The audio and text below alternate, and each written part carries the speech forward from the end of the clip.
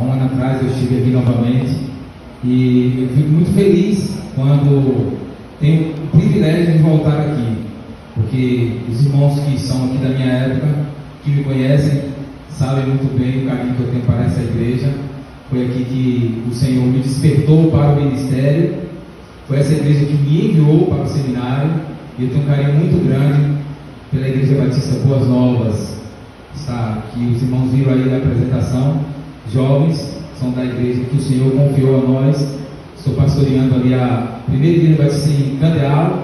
Agora em novembro faremos 4 anos ali pastoreando essa igreja. Eu quero agradecer a Deus pelo privilégio também de estar ali junto com esses irmãos, e dizer também que é um privilégio conhecer os jovens da primeira igreja batista de Santo Estevão. O pastor Aderando, não é esse? Foi meu professor no seminário, gente boa, uma bênção, homem de Deus.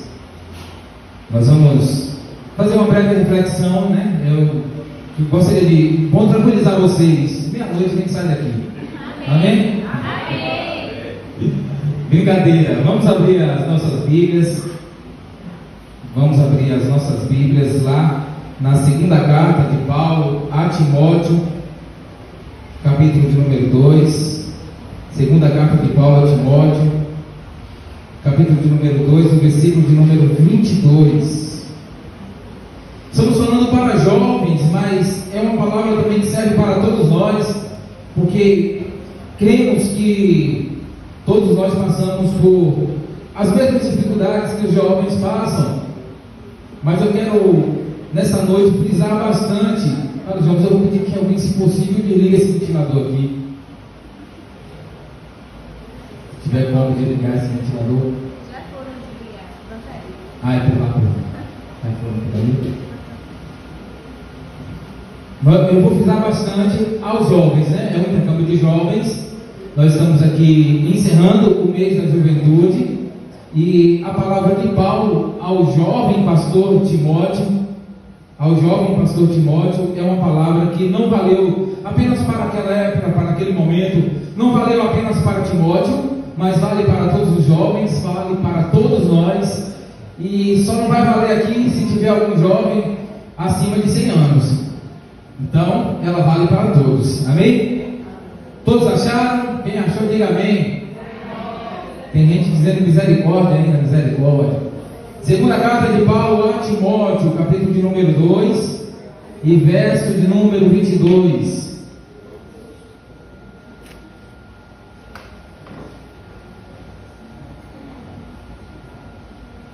Amém? Todos acharam? A palavra de Deus diz assim: foge também das paixões da juventude e segue a justiça, a fé, o amor e a paz com todos os que invocam o Senhor de coração puro. Amado Deus, nós te agradecemos por essa noite maravilhosa em tua presença, por essas juventudes aqui, ó Deus, reunida para louvar e engrandecer o teu nome, para estar cada dia mais e mais imersos na tua presença, fazendo a tua vontade.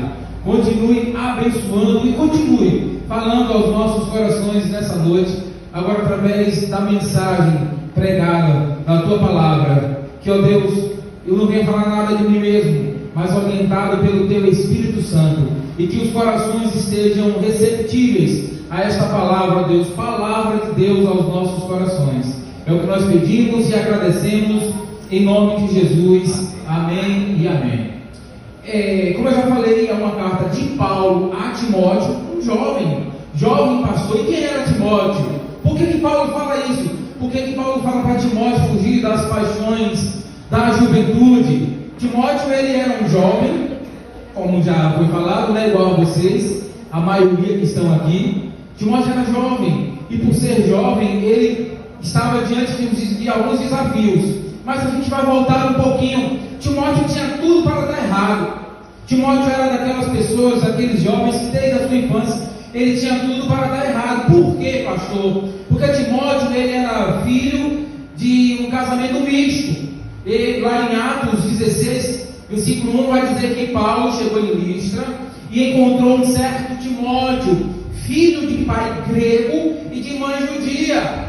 Isso poderia causar implicações muito grandes, porque um lar dividido, onde um vive um estilo de vida e o outro vive um estilo de vida diferente, é algo terrível, pode trazer várias implicações. E no caso de Timóteo, pelo pai dele ser grego, e os gregos tinham um senso de moral totalmente diferente dos judeus, eles não observavam os mandamentos, os ensinamentos de Deus, eles não se guiavam pelos princípios e valores da palavra de Deus.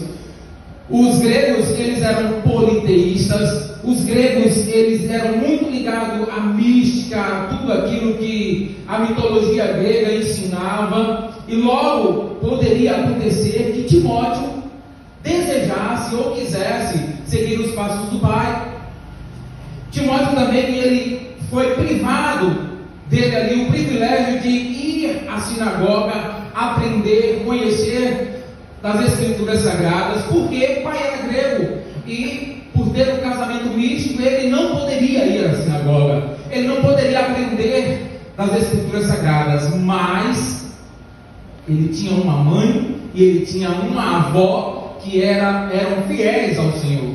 A palavra de Deus vai dizer, capítulo 1, a gente volta aí de Timóteo, capítulo 1, versículo 5, vai dizer assim: também recordo a fé sincera que há em ti, que primeiro habitou em tua avó Lóide e em tua mãe Eunice, e estou certo que também habita em ti. Aquilo que faltou da parte do pai, tinha em excesso na parte da mãe e da avó, porque ele aprendeu as Sagradas Escrituras e ele herdou uma fé sincera, verdadeira. Timóteo, ele não era alguém que estava na igreja apenas por obrigação ou servindo a Deus.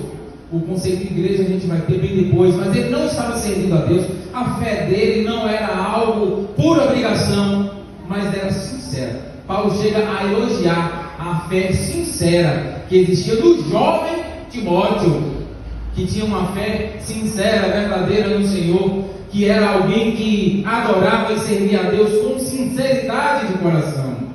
Ele não se deixava levar pelo que o pai ensinava, né? Talvez o pai quisesse que ele seguisse os seus passos, mas ele preferiu, assim como Daniel, que escolheu não se contaminar com as iguarias do rei, Timóteo, ele escolheu seguir os passos da mãe, seguir a fé, seguir os ensinamentos das Escrituras Sagradas. Foi um jovem prudente, que tinha uma fé sincera.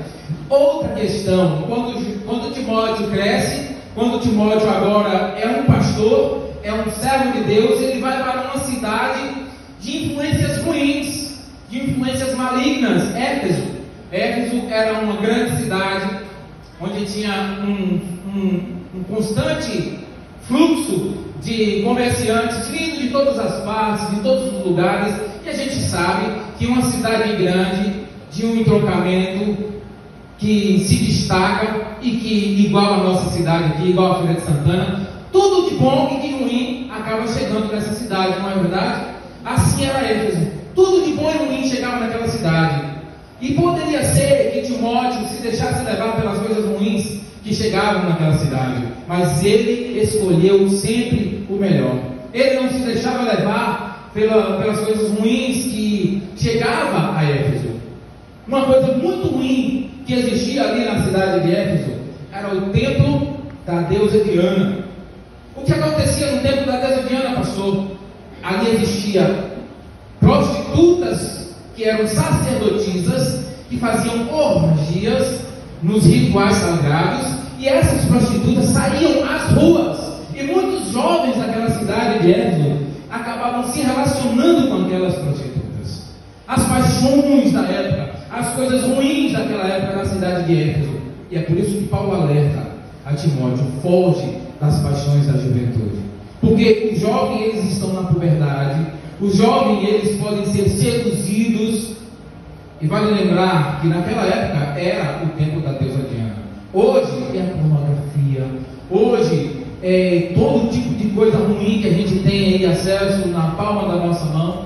A gente tem acesso a muitas coisas ruins na palma da nossa mão. Então foge da das paixões da juventude. Assim como Paulo orientou a Timóteo para que ele fugisse das paixões da juventude, daquelas seduções daquela época, que era terrível, que muitos jovens acabavam se deixando levar por aquelas seduções.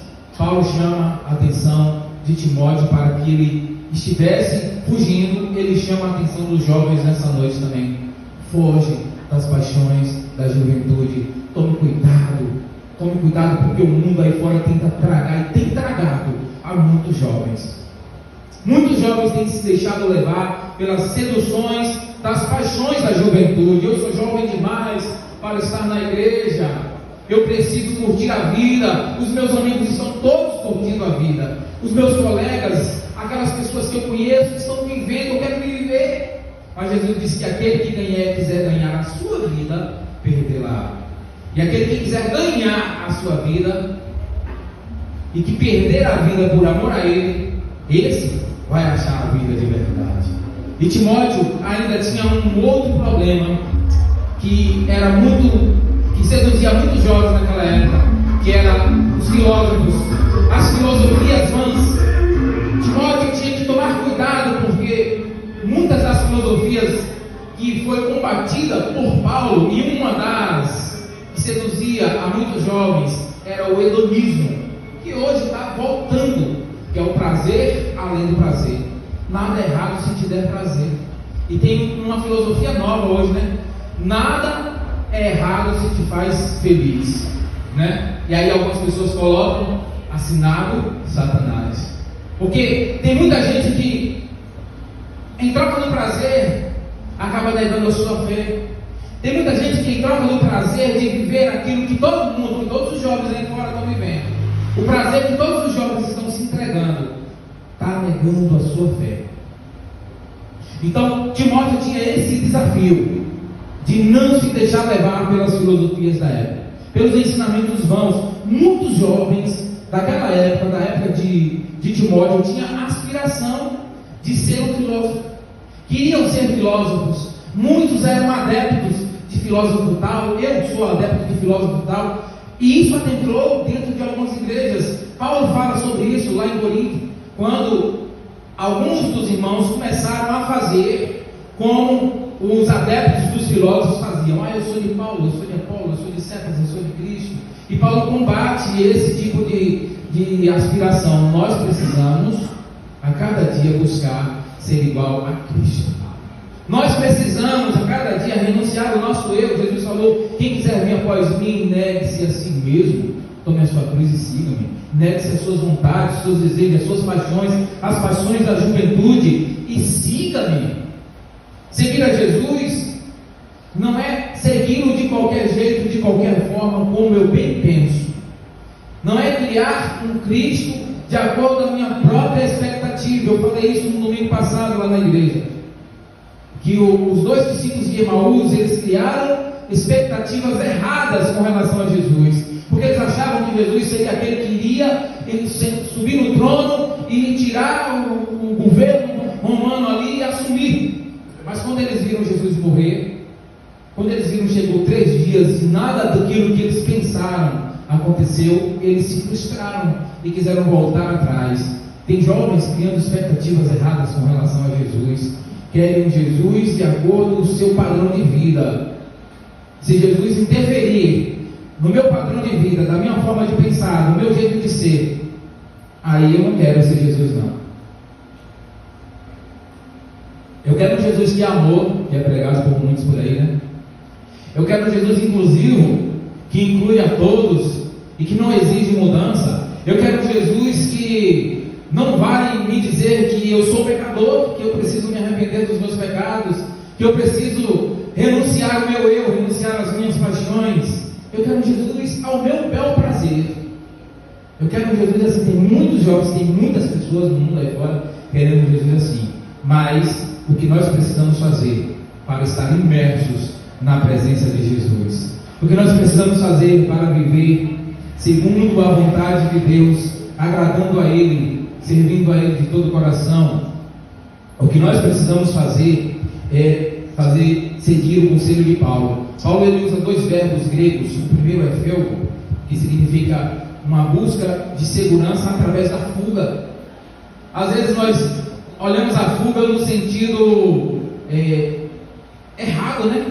No sentido negativo. Fugir é algo negativo, mas em alguns momentos fugir será algo positivo. Eu lembro de José, que fugiu da mulher de Potifar. Então, ao fugir, ele teve uma atitude positiva. Então, fugir daqueles amigos que querem te levar para longe da presença de Deus, fugir daquelas falsas amizades, porque se é teu amigo de verdade, se é teu amigo vai respeitar a tua fé, se é teu amigo vai respeitar as suas crenças, se é teu amigo não vai zombar da tua fé, pelo contrário, vai te respeitar. Mas aqueles que se dizem amigos e querem te levar, te afastar da presença de Deus, foge desses amigos. E o outro verbo que ele usa é diogo, que significa correr, perseguir, buscar. E o que ele diz? Que nós precisamos perseguir, buscar a justiça, a fé, o amor, a paz, com todos os que invocam ao Senhor de coração puro. Nós precisamos nos relacionar com aqueles que nos aproximam de Deus, que nos levam até Jesus. Lembra do paralítico? O paralítico tinha amigos de verdade. Aqueles amigos daquele paralítico, eles não mediram esforços para levá-lo até Jesus. Eles subiram em uma casa, eles destelharam aquela casa e levaram o seu amigo até Jesus. Esses são amigos de verdade. Então, foge das paixões da mocidade, fogem dos falsos amigos. Procurem aqueles que buscam ao Senhor de coração puro. Sejam se relacionando com aqueles que buscam ao Senhor de coração puro, para que vocês sejam a cada dia jovens de valor. Jovens, vocês são fortes e já venceram o maligno, porque a palavra de Deus habita em vocês. Amém? Que Deus continue abençoando a todos vocês. Que essa palavra fique gravada no coração de cada um de vocês. E que nós possamos fugir de toda a aparência do mal, fugir das paixões da juventude, entendendo que o que nós precisamos fazer em todo o tempo é buscar ao Senhor, buscar a fé, buscar a esperança, buscar o amor com todos os que invocam ao Senhor. Persiga, prossiga, não desista, não olhem para trás, busque ao Senhor de todo o coração. E que Deus continue abençoando a todos vocês. Eu quero agradecer.